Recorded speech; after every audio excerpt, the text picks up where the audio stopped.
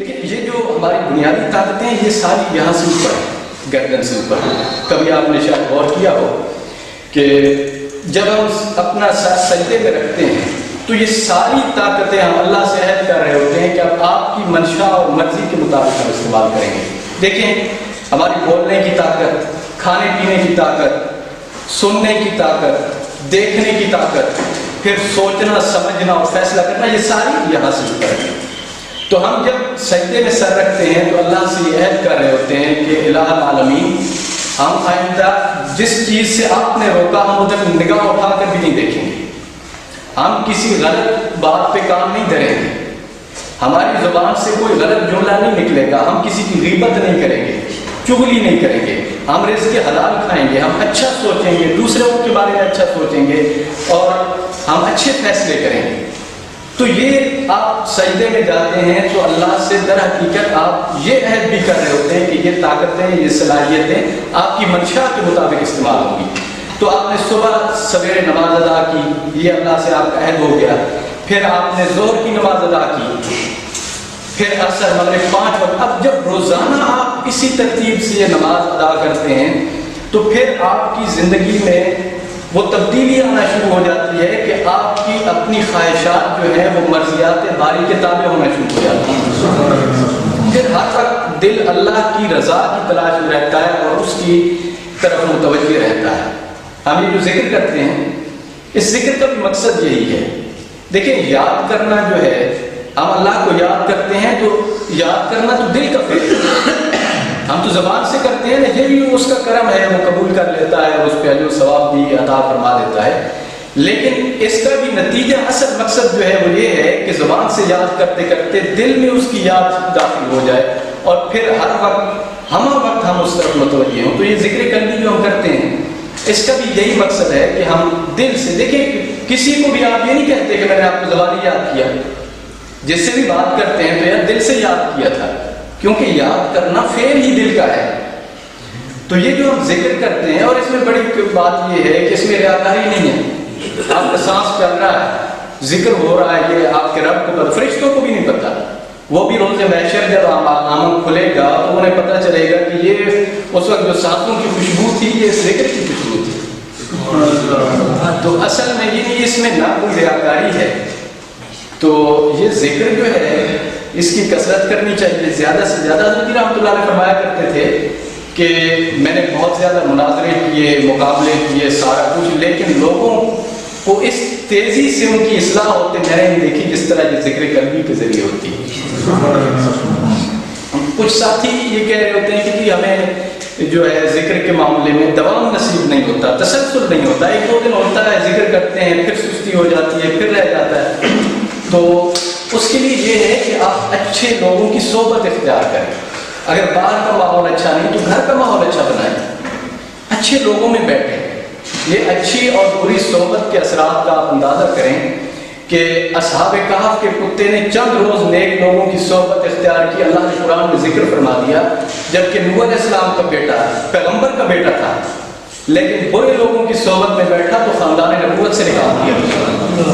یہ صحبت کے اثرات ہوتے ہیں. آپ ماحول اچھا بنائیں، اچھے لوگوں کی صحبت میں بیٹھیں. رسول اللہ صلی اللہ علیہ وسلم کا گزر ہوا قوم عاد و سمود کی بستیوں کے پاس سے، تو وہاں صدیوں پہلے عذاب نازل ہوا تھا. وہاں لوگوں نے اللہ کی نافرمانی کی تھی تو اس نافرمانی اور اس عذاب کے اثرات صدیوں بعد بھی ماحول میں موجود تھے. چہرہ مبارک ڈھانپ لیا اور فرمایا جلدی نکلو یہاں سے. تو یہ ماحول کا اثر ہوتا ہے. آپ اچھا ماحول بنائیں. شیخ ابو طالب مکی رحمۃ اللہ علیہ قوت القلوب میں لکھتے ہیں کہ کسی بندے نے اللہ کی کسی ولی سے سوال کیا کہ میں یہی جو میں بات کر رہا تھا کہ تسلسل نہیں ہوتا، دوام نہیں ہوتا، عبادات کے معاملے میں بہت سستی اور کاہلی ہے. تو انہوں نے فرمایا ایسا کرو کہ کسی اللہ کے ولی کی صحبت اختیار کرو اور اتنا قرب حاصل کر لو کہ وہ تمہیں اپنے دل میں جگہ دے. تو اللہ ہر روز اپنے اولیاء کے قلوب پر 70 مرتبہ نظر رحمت فرماتا ہے. تو اس دل میں اگر تمہاری جگہ ہوئی، تم موجود ہوئی ہے، تو وہ نگاہ تم پہ بھی پڑ جائے گی اور تمہارا بیٹا پاک ہے. تو مولانا رومی فرماتے ہیں ایک زمانے صحبت با اولیاء بہتر 100 سال اطاعت دے رہا ہے. کہ اولیاء اللہ کی ایک لمحے کی صحبت جو بے ریا یعنی اخلاص والی عبادت ہے، جو مقبول عبادت ہے، ان کی عبادت سے افضل ہے۔ تو کسی نے ایک سوال کیا حضرت تھانوی رحمۃ اللہ علیہ سے کہ یہ کیسے ممکن ہے کہ 100 سال کی خلوص والی عبادت تو ایک لمحے کی صحبت اس سے کیسے افضل ہو سکتی ہے؟ تو انہوں نے فرمایا یہ جو اخلاص ہے یہ کہاں سے ملتا ہے؟ یہ جو 100 سال کی اخلاص والی عبادت ہے، یہ اخلاص ملے گا کہاں؟ انہی لوگوں کی صحبت کی برکت سے تو ملے گا۔ آپ ان کے پاس بیٹھیں گے تو، اور اصل میں اس میں خاص نقطہ یہ ہے، عبادت میں فی نفس ہی وہ قوت نہیں ہوتی جو الگ بیٹھ کے آپ عبادت کرتے ہیں کہ وہ آپ کو مردودیت سے بچا سکے، رد ہونے سے بچا سکے۔ یہ صرف عبادت میں یہ نہیں ہوتا۔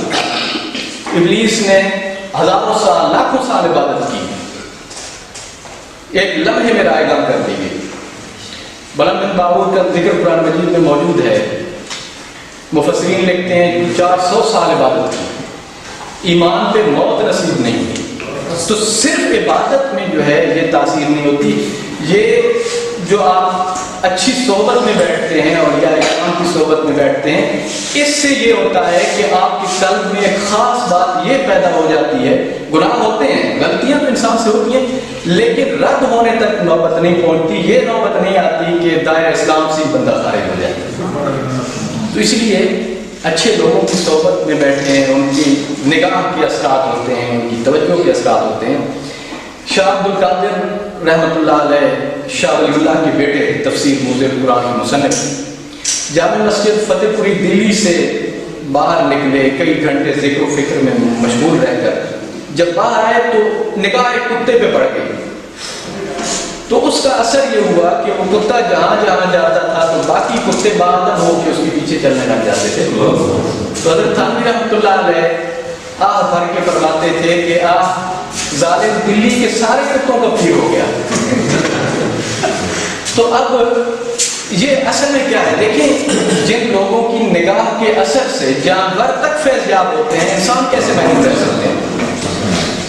تو صرف خلوص کے ساتھ آپ اچھے لوگوں کی، نیک لوگوں کی صحبت اختیار کریں۔ اس کے بعد یہ ہے کہ مشائخ کے پاس حاضری ضروری ہوتی ہے۔ علامہ ابن جوزی رحمۃ اللہ علیہ بہت بڑی ہستی گزرے ہیں، بہت بڑے محقق، بہت بڑے عالم ہیں۔ تو وہ امرائے سلطنت کے پاس بیٹھتے تھے ان کی اصلاح کی غرض سے۔ تو فرماتے ہیں کہ میں ان لوگوں کے پاس بیٹھنے کی وجہ سے اور وہ مشتبہ کھانا جو ان کا ہوتا تھا، وہ کھانے کی وجہ سے میرے قلب پہ ظلمت طاری ہو جاتی تھی اور ایک تاریکی سی پیدا ہو جاتی تھی۔ تو اس تاریکی کو دور کرنے کے لیے پھر میں اولیاء اللہ کی مزارات کی زیارت کے لیے نکل پڑتا تھا۔